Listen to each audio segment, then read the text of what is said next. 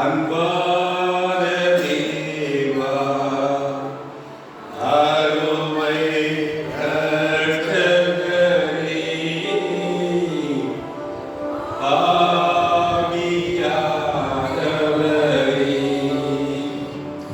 அப்பா பிதாவே, அன்பான தேவா, அருமை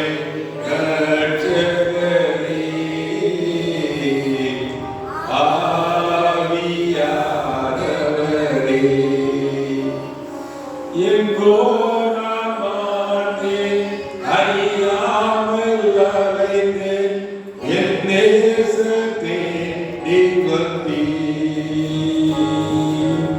எங்கோ நான் வாழ்ந்தேன், அறியாமல் அலைந்தேன், என் நேசத்தை நீ வந்தீர்.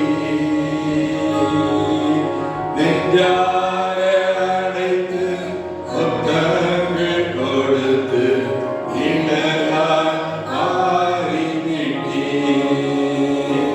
ஐயா, நெஞ்சார அழைத்து முத்தங்கள் கொடுத்து நிழலாய் மாறிவிட்டீர். நன்றி உமக்கு நன்றி ஐயா, நன்றி உமக்கு நன்றி. அப்பா பிதாவே, அன்பான தேவா, அருமை இரட்சகரே, ஆவியானவரே.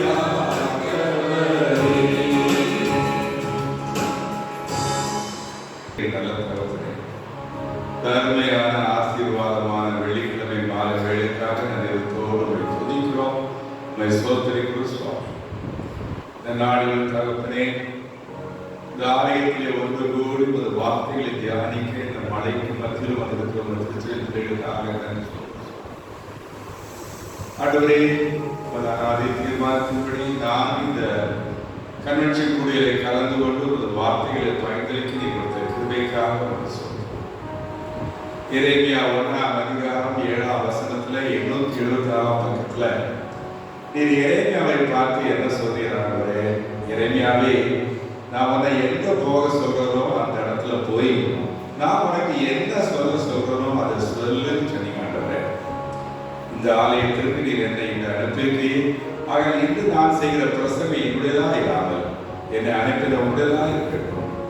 ஆண்டவரே, வந்திருக்கிற ஒவ்வொருவரையும் ஆசீர்வதியும், ஒருவர் கூட வெறுமையாக போகாதபடி ஆவிக்குரிய ஆகாரத்தையும் சரீர பிரகாரமான நன்மைகளை பெற்றுக் கொண்டவர்களாக திரும்பி அடியானை மறைத்து நீ வெளிப்படும். வேதத்திற்கு புறம்பான எந்த ஒரு காரியத்தை குறித்தும் உமக்கு பிரியமில்லாத எதை குறித்தும் பேசாதபடி வாழ்க்கை காவலை சகல துதியும் கனமும் மகிமையும் ஒருவருக்கே செலுத்துகிறோம். ஆசீர்வாதத்தை மட்டும் நாங்கள் எடுத்துக் கொள்கிறோம். இயேசு கிறிஸ்து இந்த நாமத்தில் எங்கள் ஜெபங்கள் நல்ல பிதாவே, ஆமென். என்கிற வார்த்தையை குறித்து தான் நான் பேச விரும்புகிறேன். கிறிஸ்துவுக்குள் நாம் எப்படி இருக்க வேண்டும்? ஒரு 8 காரியங்களை சொல்ல விரும்புகிறேன். எத்தனை மணிக்கு முடிக்கணுமோ அதை 5 நிமிஷத்துக்கு முன்னால் நீங்க சொல்லிட்டீங்கன்னா போதும், அது வேண்டாம். ஏன்னா இது ஒரு பெரிய டாபிக், ஒவ்வொரு வாரத்துக்கு பற்றி மணிக்கணக்காக பேசிட்டே போகலாம். அந்த 8 காரியங்களுமே பெரிய காரியங்கள் தான். எனக்கு முதலாவது ரோமர் 9:2 வாசிங்க. 217ஆம் பக்கத்துல நாம் கிறிஸ்துவுக்குள் இருக்க வேண்டிய முதல் காரியம் சொல்லப்பட்டிருக்கிறது. ரோமர் 9:2 217ஆம் பக்கம்.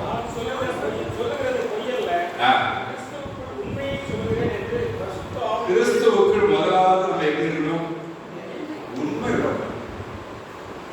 உண்மை இருக்கா? இப்போ இல்ல, சங்கீதம் 18:23 வாசிங்க. சங்கீதம் 18:23 சங்கீதக்காரன் என்ன சொல்றான்? சங்கீதம் 18:23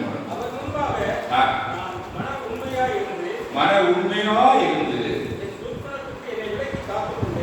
துர்குணத்துக்கு என்னை விலக்கி காத்துக்கொண்டே அப்படின்னு சங்கீதக்காரன் சொல்றான். ஆண்டவர் சங்கீதம் 145 வார்த்தை பாருங்க. உண்மையாய் தம்மை தீர்ந்த அனைவருக்கும் கத்திர சமீப இருக்கிற வாசிங்க சங்கீதம் 145:18. நம்மை நோக்கி கூப்பிடுகிற யாவருக்கும் உண்மையாய் தம்மை நோக்கி கூப்பிடுகிற யாவருக்கும் கர்த்தர் சமீபமாயிருக்கிறார். இல்ல உண்மை பேசணும்னு சொல்றோம். அது ரொம்ப ரொம்ப முக்கியம். நீதிமொழி 12:22 வாசிங்க. பொய் பேசுகிறவர்கள் கர்த்தருக்கு அருவருப்பானவர்கள், உண்மை பேசுகிறவர்களோ கர்த்தருக்கு பிரியமானவர்கள் அப்படின்னு போட்டு வாசிங்க. நீதிமொழி 12:22. அருவருப்பானது உண்மையாய் நடக்கிறது பிரியம். அருவருப்பானவங்க என்ன சொல்லுங்க? அதாவது 4 கேர்ள்ஸ் பேசி போறான்னு வச்சுக்கோங்க, காலேஜ் ஸ்டூடெண்ட்ஸ். ஒருத்தர் பேசும்போது ஒருத்தி பற்றி பேசும்போது என்ன சொல்வா? அவ எனக்கு ரொம்ப பிடிக்கும், வெரி இன்டிமேட் ஃப்ரெண்ட் அப்படின்னு சொல்லுவாங்க. அடுத்த பிள்ளை பேர சொல்லும்போது எனக்கு ரொம்பலாம் ஒன்றும் பிடிக்காது, நான் பிடிக்கும். மூணாவது பிள்ளை சொல்லும்போது பிடிக்காது. நாலாவது சொல்லுவா என்ன சொல்லுவா தெரியுமா? அவ பேச்சே எடுக்காத, எனக்கு அவளை பிடிக்கவே பிடிக்காதுன்னு சொல்றாங்க. அதுதான் கர்த்தருக்கு அருவருப்பான். ஆங்கில வேலை என்ன போட்டிருப்பான் தெரியுமா? அபாமினர்கள். கர்த்தருக்கு அருவருப்பானவர்கள் 48 பேர். பழைய ஏற்பாட்டில் 46 பேர், புதிய ஏற்பாட்டில் 2 பேர். அதுக்குள்ள நான் இங்க போக விரும்பல, அது ஒரு பெரிய சப்ஜெக்ட். கர்த்தருக்கு அருவருப்பா யார் அருவருப்பான்றது ஒரு லிஸ்ட் இருக்கு. அது பழைய ஏற்பாடு 46, புதிய ஏற்பாட்டில் 2. அதுல ஒன்று யாருன்னா, பொய் பேசுகிறவர்கள் கர்த்தருக்கு அருவருப்பார்கள், உண்மை பேசுகிறவர்கள் கர்த்தருக்கு பிரியமானவர்கள். யார் யார் பிரியமானவர்கள் அப்படின்னு பைபிள்ல பார்த்தீங்கன்னா 29 பேர் பிரியமானவர்கள். பழைய ஏற்பாட்டில் 19 பேர், புதிய ஏற்பாட்டில் 10 பேர். நான் ஒரு 5 புக் எழுதியிருக்கேன். அதுல முதல் புக்கு 2ஆம் வருகையை குறித்து ஒரு 25 கேள்விகளும் பதில்களும். ஏன்னா நிறைய பேருக்கு 2ஆம் வருகை இருக்கான்னு சந்தேகம் வந்துச்சு. அதனால அதை பற்றி ஒரு புக்கோட. 2வது ஜெபத்தை பற்றியும் எப்படி ஜெபிக்க வேண்டும் அப்படின்னு சொல்லி பழைய ஏற்பாட்டில் 21, புதிய ஏற்பாட்டில் 21, அப்புறம் என்னுடைய 61, 13, 55 முறைகள் போட்டேன். 3வது புக்கு யார் யார் தேவனுக்கு பிரியமானவர்கள். எனக்கு பிரியமானவர்களே, உண்மையாய் நடக்கிறவர்கள் தேவனுக்கு பிரியமானவர்கள்.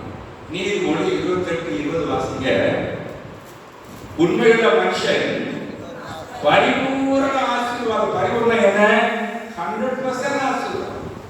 நான் மேத்ஸ் டீச்சர். 100% என்ன? 100 தான் 100%. 99.9 100% கிடையாதுன்னு சொல்லுவோம்.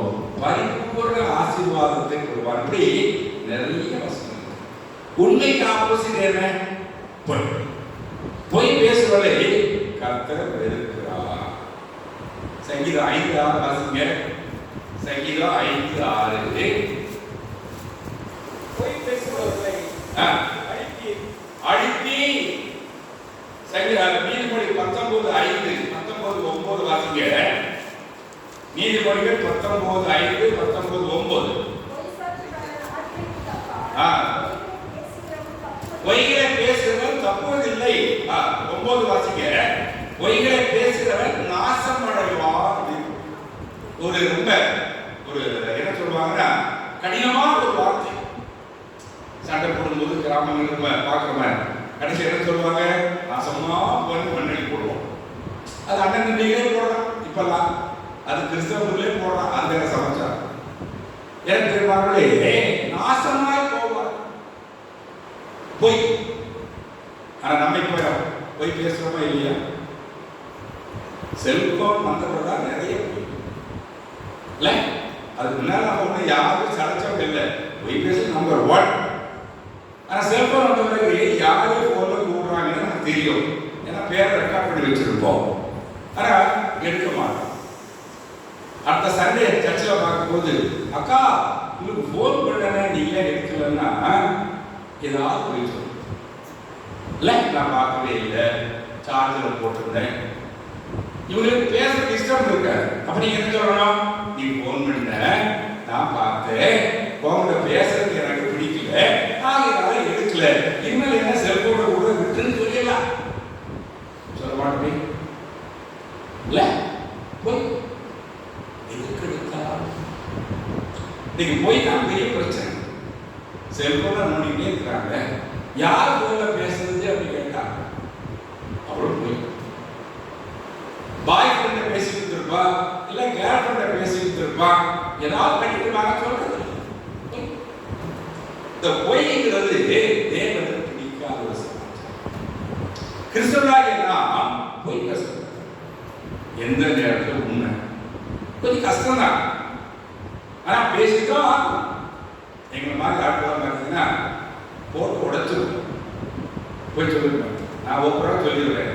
ஒன்று பண்ணா எனக்கு பேச இஷ்டம் இல்லை, அது இன்னும் பேசாத சொல்லி அது எவ்வளோ பெட்டர். சாதாரண பொய் நினைப்பு பார்த்தீங்களா, பொய் தான் பெரிய. பைபிள்ல ஒரு குடும்பம் கணவன் மனைவியும் ஒரே காலம் செத்து போறாங்க தெரியுமா? அனனியா இல்ல, யார் முதல்ல செத்தது? அனனியா. அவன் செத்து போய் அடக்கம் பண்ண தெரியாம 3 மணி நேரம் கழிச்சு யார் வந்தா? சப்பிரால் வந்தா. அவங்களை கொலை பண்ணாங்க. இல்ல என்ன பண்ணாங்க? ஒரே ஒரு பொய்.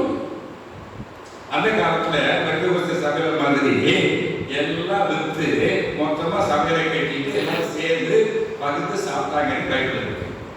அப்போஸ்தலர் 2:45 வாசிப்பாரு பார்த்தீங்கன்னா சொத்தை மொத்தமா வச்சு சாப்பிட்டாங்க அப்படின்னு இருக்கு. இவங்களுக்கு ஆசை நம்மளும் வித்து கொடுத்துடலாம் சொல்லி வித்து 2 பேரும் பேசிட்டாங்க, வித்து கொடுத்துடலாமா அப்படின்னு. சரிங்க, வித்த பிறகு என்ன சண்டை வந்துருச்சு, இந்த கம்பெனி ஓடாம திவாலாக்கே என்ன பண்றது? இல்ல, அப்போஸ்தலர் கம்பெனி எல்லாம் ஒண்ணா இருந்து வித்து சாப்பிட்டாங்க. அப்போ திவாலாக்கி வச்சு நம்ம 2 பேரும் என்ன பண்ணணும்னு சொல்லி 2 பேரும் பேசி வச்சு அது ஒரு பகுதியை மறைத்து வைத்தார். 2 பேருக்கும் தெரியும். வச்சுட்டு ஒரு 1 ரூபாய் கொடுத்தா வச்சுக்கோங்களேன், 75 லட்சம் ரூபாய் கொடுத்துட்டு 25 லட்சம் ரூபாய் பாக்கெட்ல வச்சுக்கிட்டாங்க. சப்போஸ் நாளைக்கு வேண்டாம் வந்து நமக்கு அது உதவும் சொல்லி பேருக்கு வந்த உடனே அணைகிட்ட கேட்கிறான், சொத்தை இவ்வளவு தாரா வெட்டி? ஒரு சிம்பிள் கேள்வி. அவன் என்ன சொன்னான்? ஆமா சொன்னான். உடனே நீ தேவனை போய் சொன்னு சொல்லிட்டு போது அங்கேயே செத்து நடந்தது தெரியாம 3 மணி நேரம் கழிச்சு யார் வந்தா? சப்பிரால் வந்தா. சப்பிரால் அதே கேள்வி கேட்டான். ஏன்னா புருஷனை காட்டி விட்டு கூடாதுல்ல, 2 பேரும் பேசி வச்சிருக்காங்க, ஒருத்தர் பாக்கி சொல்லக்கூடாதுன்னு சொல்லி இவனும் அப்படிதான் சொன்னா.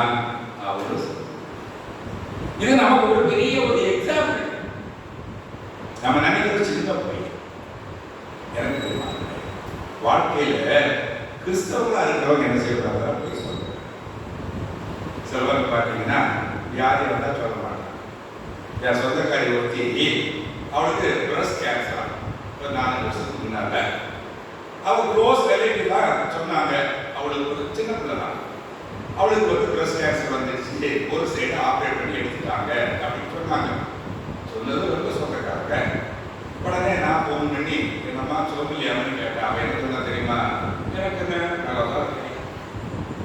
அந்த பிரஸ்ட் ஆபரேஷனால கொஞ்ச நாளைக்கு மேல இறங்கியாம இது ஒரு ஆபரேஷன் பண்ணியிருந்தா, அதை சொல்றா. அந்த ஆபரேஷன் சொல்றீங்களா, அதெல்லாம் நல்லா ஆயிடுச்சு அப்படிங்கிறா. முழு பூசணிக்காய சொத்தை மறைக்கிறா. நம்ம சொல்றது அதோட விட்டேன்.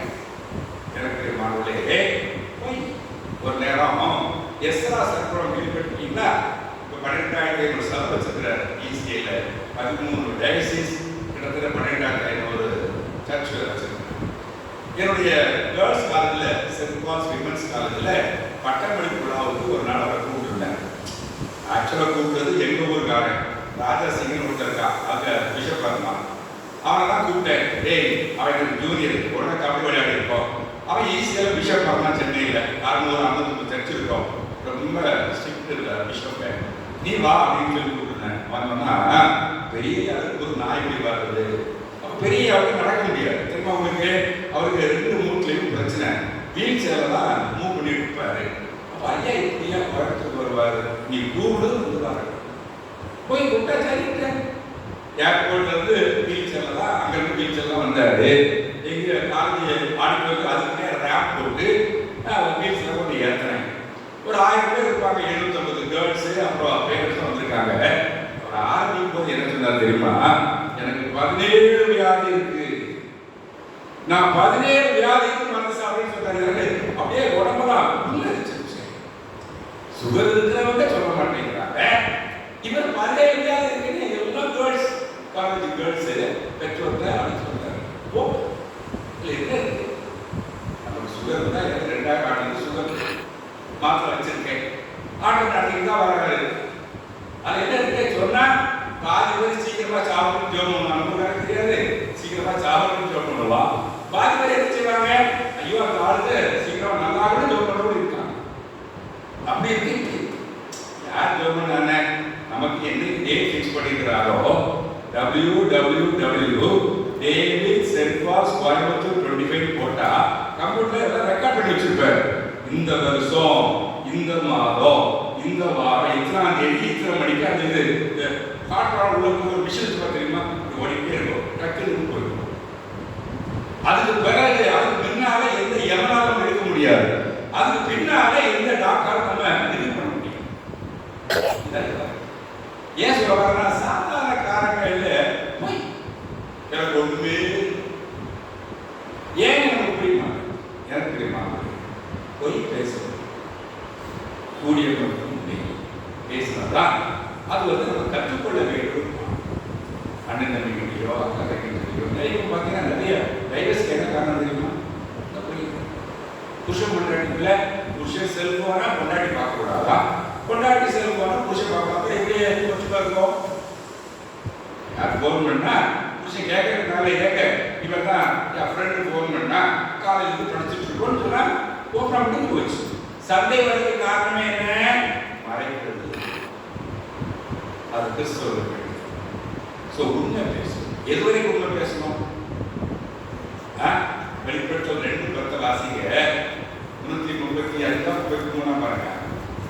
நீ மரண பரியந்தம் உண்மையாயிரு, அப்பொழுது ஜீவன் கிரீடத்தை தருவேன்.